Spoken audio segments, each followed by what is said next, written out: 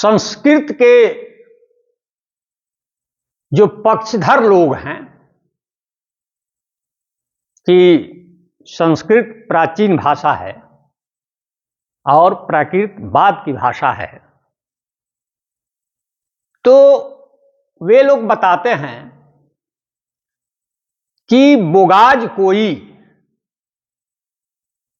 बोगाज कोई में हिती भाषा का अभिलेख है। उसको इतिहासकारों ने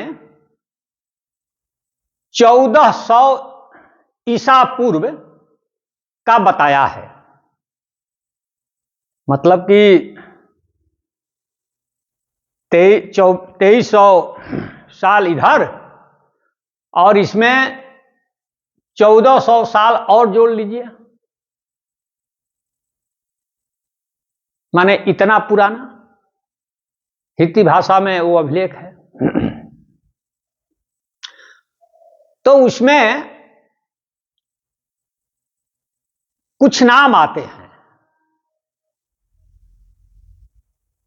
जैसे इंद्र, मित्र। तो इतिहासकार बताते हैं कि इन्हीं लोगों का वर्णन वेदों में है।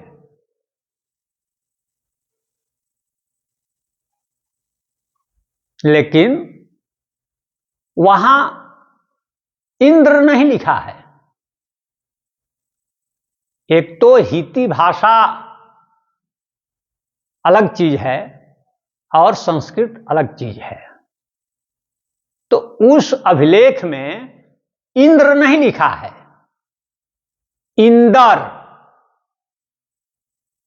इंदर लिखा है। जैसे पंजाबी लोग बोलते हैं राजिंदर, महिंदर, उस तरह का इंदर लिखा हुआ है, जिसे हम लोग पानी का, जल का देवता कहते हैं। यही जो इंदर है वह समंदर में है। समंदर जो जल का खजाना है, जल के देवता इंदर हैं। तो जलागार क्या है? समंदर। और बंदरगाह में जो बंदर है और बंदर में जो इंदर है वह भी जल का द्योतक है। वरना बंदरगाह जिसको हम लोग बोलते हैं, वहां बंदर तो रहते नहीं है। ये तो समंदर के किनारे बंदरगाह होता है। इंदर है तो इंदर है, तो आप विचार कीजिए कि इंदर संस्कृत का शब्द है या प्राकृत का शब्द है। शीशे की तरह साफ है कि यह प्राकृत का शब्द है, इंदर। उसी तरह मित्र नहीं, मित्र लिखा हुआ है। मित्र यह हमारे प्राकृत के करीब है। इसे संस्कृत नहीं कहा जा सकता है। और जब संस्कृत इसे कहा जाने लगेगा, उसका इतिहास हम थोड़ी देर में बताएंगे कि किस तरह से इंदर इंद्र हुआ, मित्र मित्र हुआ। लेकिन इसके पहले एक बात बताऊं कि हित्ती भाषा में ही एक अश्वशास्त्र पर रचना मिली है। वो भी ईसा पूर्व 13वीं 14वीं शताब्दी की है, या 15वीं शताब्दी तक कही है। तो उस पर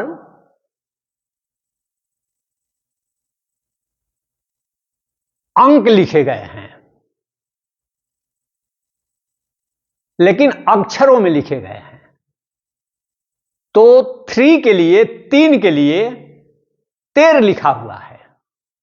वो हिती भाषा में है, और जो बुगाज कोई का अभिलेख है उसके कंटेम्प्रोरी है, समकालीन है और उसी भाषा में है। तो उसमें 3 के लिए 13 शब्द है। 13 जो हिंदी में प्रचलित है 13, वही 13 है, क्योंकि संस्कृत में तो 13 चलता नहीं है। 13 पाली प्राकृत में चलता है, क्योंकि संस्कृत में त्रि चलता है। त्रि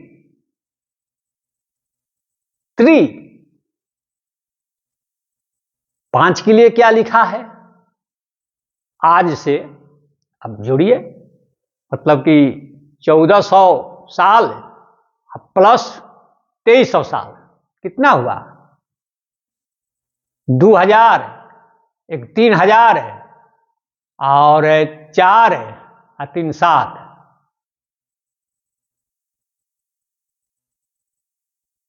3700 होगा। जोड़ लीजिएगा, थोड़ा मैथ कमजोर है। जो भी हो, मतलब कि 1400 ईसा पूर्व के आसपास का वो है। तो उस पर 5 के लिए पंज शब्द का प्रयोग है। पंज, 5 के लिए पंज। संस्कृत में तो पंच चलता है, पंज नहीं चलता है। इसी पंज से पंजाब बना है, और सिखिज्म में जो पंज प्यारे होते हैं वही पंज। तो ये जो पंज है वो प्राकृत का है, और 7 के लिए किस शब्द का प्रयोग है? उस अश्वशास्त्र की रचना पर जानते हैं क्या? सत्य, स तत संयुक्त सत्य। ठीक यही सत्य प्राकृत में चलता है, जो ईसा से 1400 साल पहले लिखा हुआ है हिती भाषा में। सत्य, संस्कृत में तो सप्त का प्रयोग हम लोग करते हैं, सप्त, लेकिन सत्य प्राकृत का है। तो कुल मिलाजुलाकर ये देखते हैं कि चाहे वो हिती भाषा का बुगाज कोई अभिलेख हो जिस पर संस्कृत के लोगों ने दावा ठोका है, चाहे वो अश्वशास्त्र की वो अभिलेखित रचना हो जिसमें 13, पंज, 7 के लिए सत, ऐसे शब्दों का प्रयोग है। ये तमाम संस्कृत का नहीं, प्राकृत की ओर इशारा करते हैं। इतनी भारी भूल इतिहासकारों से हुई है जिसकी ओर ध्यान किसी का नहीं जाता है। तो हमारे यहां पढ़ाया कैसे जाता है? भाषा का जो इतिहास है कैसे पढ़ाया जाता है? यह बताया जाता है बच्चों को कि सबसे पहले वैदिक संस्कृत, इसके बाद लौकिक संस्कृत, इसके बाद पाली प्राकृत, इसके बाद अपभ्रंश, और अपभ्रंश के बाद यहीं फिर जो आधुनिक बोलियां हैं मराठी, गुजराती, हिंदी, इसका विकास हुआ। ये इस सिलसिले में एक बात ध्यान रखिए, वो ये कि जितने भी आचार्य हुए सभी आचार्यों ने कहा कि प्राकृत देसी भाषा है। अपभ्रंश को भी सभी आचार्यों ने कहा कि देसी भाषा है। पाली, प्राकृत, अपभ्रंश सबको सभी आचार्यों ने कहा कि देसी भाषा है। लेकिन संस्कृत को किसी भी आचार्य ने देसी भाषा नहीं कहा है। उल्टे संस्कृत के आचार्यों ने संस्कृत की इतर जितनी भाषाएं हैं, प्राकृत और अपभ्रंश की जितनी भी भाषाएं हैं, सबको अपभ्रष्ट कहा है। यह रिटेन है। अपभ्रष्ट मतलब गिरी हुई, पतित भाषा, अपभ्रष्ट। प्राकृत भी अपभ्रष्ट है,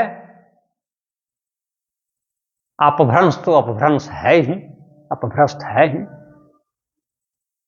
तो यह जो सिद्धांत है, क्या आपको उल्टा नहीं लगता है? दुनिया में हर क्षेत्र में विकास हो रहा है। मनुष्य की प्रजाति डेवलप हो रही है। आदमी पाषाण युग से विज्ञान युग की ओर आ रहा है। टेक्नोलॉजी के क्षेत्र में विकास हो रहा है। सब कुछ में टेलीफोन, पहले लैंडलाइन था, अब मोबाइल आ गया। हर क्षेत्र में विकास हो रहा है। आप सोच सकते हैं कि भाषा में वो कौन सी बीमारी है कि प्राचीन भाषा संस्कृत है, अच्छी भाषा है, सब कुछ बेहतर है उसमें, लेकिन बात की ये जो भाषाएं हैं प्राकृत और अपभ्रंश, सभी अपभ्रष्ट हैं। ये उल्टा चलना हुआ कि पहले की चीजें ठीक थी, बाद की चीजें खराब हो गई। यह उल्टी बात है, यह उल्टी बात है। और हम फिर इस एपिसोड को फिर आगे बढ़ाते हैं। तब तक के लिए धन्यवाद।